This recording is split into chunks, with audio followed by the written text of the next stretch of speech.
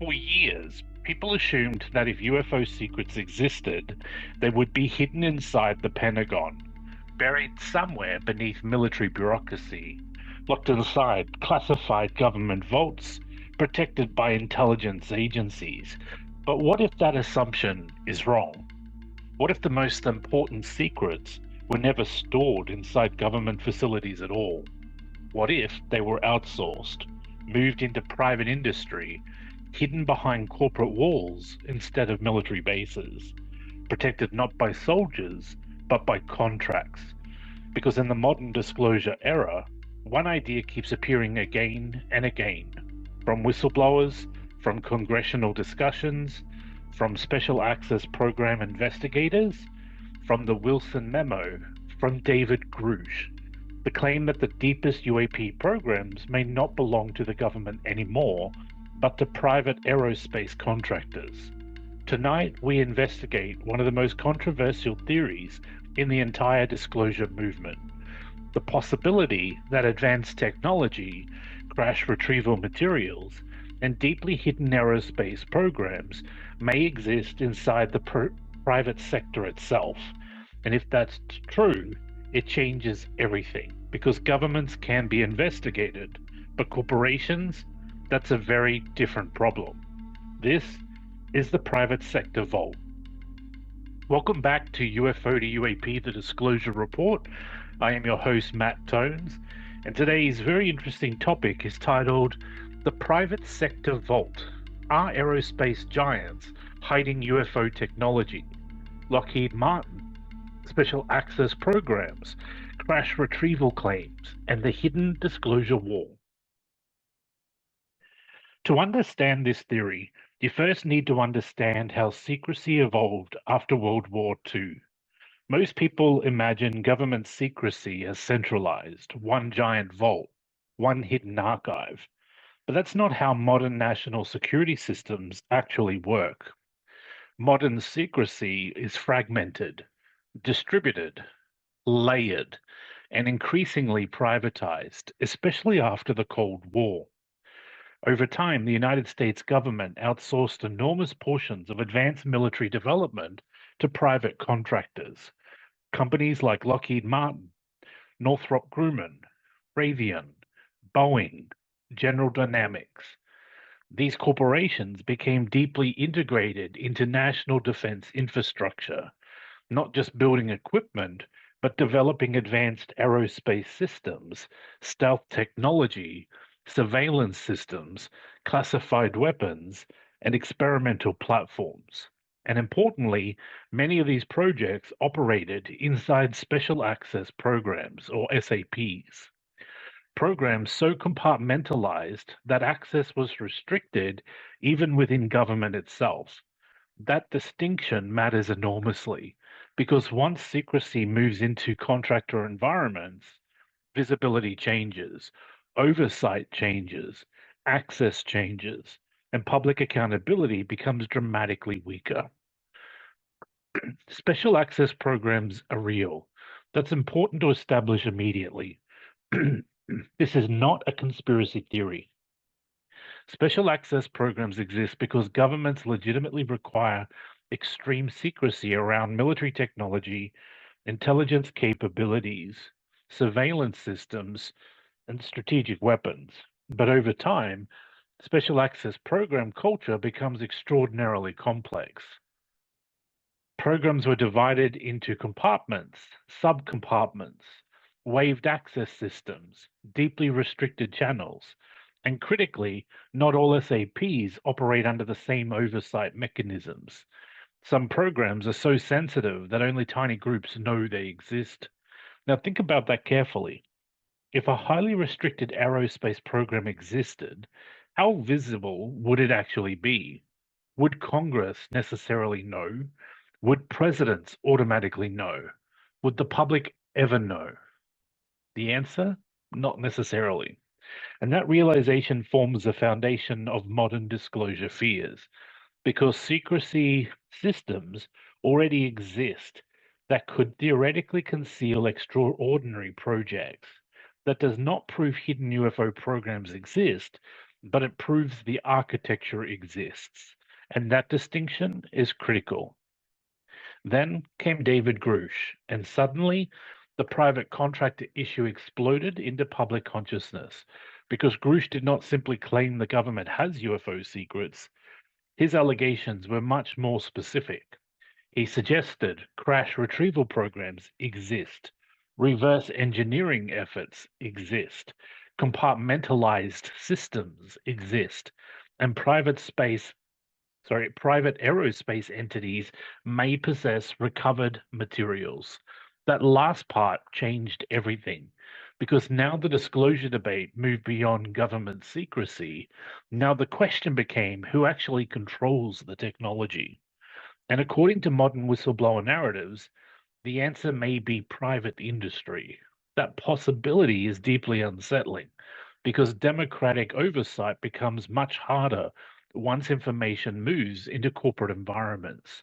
Freedom of information laws weaken, congressional access becomes restricted, classification structures become more fragmented, and suddenly the line between public authority and private control starts blurring. Now, this is where the Wilson memo becomes incredibly important because, according to the alleged conversation described in that document, Admiral Thomas Wilson supposedly traced a hidden program to a private contractor, not directly to the Pentagon, not to a public military office, to a corporate structure. And according to the memo, he allegedly encountered resistance from program managers who refused access, even to him. Again, the memo remains unverified, but the structure described inside it feels disturbingly plausible to many researchers. Why? Because compartmentalization inside contractor systems already exists. Programs can be hidden through restricted access controls, corporate proprietary protections, classified contractual layers, independent research and development structures. And once programs enter that environment, visibility narrows dramatically. That's why the Wilson memo still matters, not because it proves extraterrestrials, but because it describes a secrecy model that many believe could theoretically conceal extraordinary aerospace programs. Now, here's where things become extremely important. Most people assume if something existed, journalists could expose it through Freedom of Information Acts. The Freedom of Information Act, but there's a major problem. FOIA, which is what we'll refer to as the Freedom of Information Act, primarily applies to government agencies and not private corporations. And that creates a massive legal blind spot. Imagine for a moment that highly sensitive materials were transferred into contractor custody under classified agreements. Now, suddenly, records become harder to access. Oversight dramatically weakens. Transparency mechanisms collapse. Public accountability fragments. And even if government funding remains involved, the information environment changes completely. That's why many disclosure advocates became obsessed with the private contractor issue, because they realized the deeper the secrecy, the more likely the information would exist outside ordinary public channels. And again, this does not prove hidden UFO materials exist, but structurally it explains why proving or disproving the allegations become incredibly difficult. Now, no company appears more frequently in UFO mythology than Lockheed Martin, specifically its legendary Skunk Works division.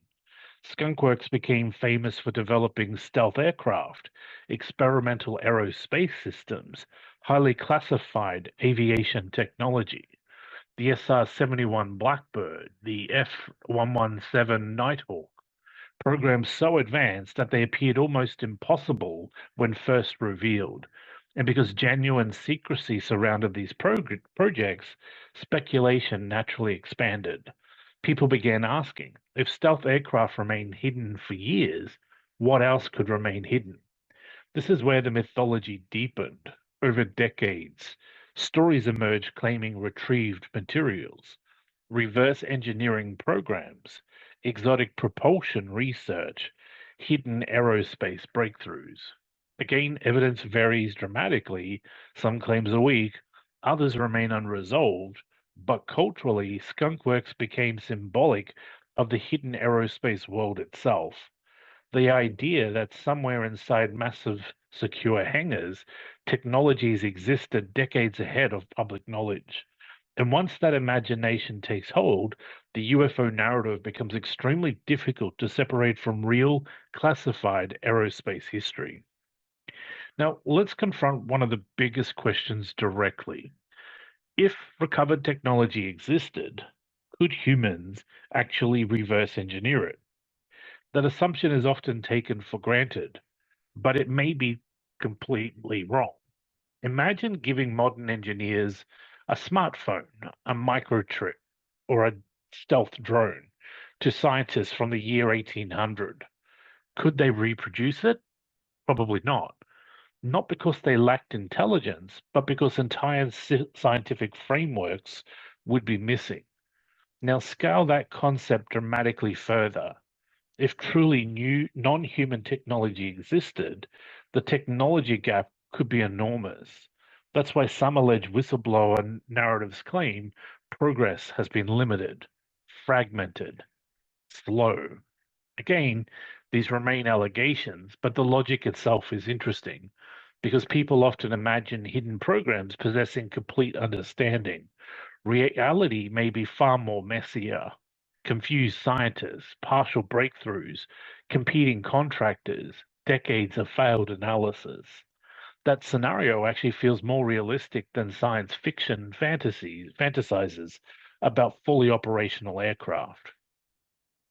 Now, this is where things become politically explosive because recent legislative efforts hinted at the private contractor issue directly, especially the proposed UAP Disclosure Act. Buried inside portions of the legislation were references to recovered technologies, biological evidence, eminent domain authority, non human intelligence materials. That language shocked many observers. Why? Because eminent domain typically refers to governments reclaiming property. So people immediately asked, why would legislation need eminent domain provisions unless lawmakers believe materials may already exist inside private custody? That became one of the biggest disclosure debates in years. Supporters argued the language suggested lawmakers had heard credible testimony involving contractor held materials. Critics argued the wording reflected speculation, not confirmed evidence. But either way, the conversation had shifted dramatically. Now, Congress itself was indirectly acknowledging the possibility that private entities could theoretically possess extraordinary materials. That alone was historically significant. And now we arrive at the deepest issue of all, control. Because if advanced technologies existed inside private contractor system, who controls them? Governments, corporations, intelligence structures, shareholders, special access managers, and perhaps even more importantly, who decides what the public is allowed to know? That question extends far beyond UFOs. It touches democracy, accountability, military industrial power, technological inequality, and the future of secrecy itself.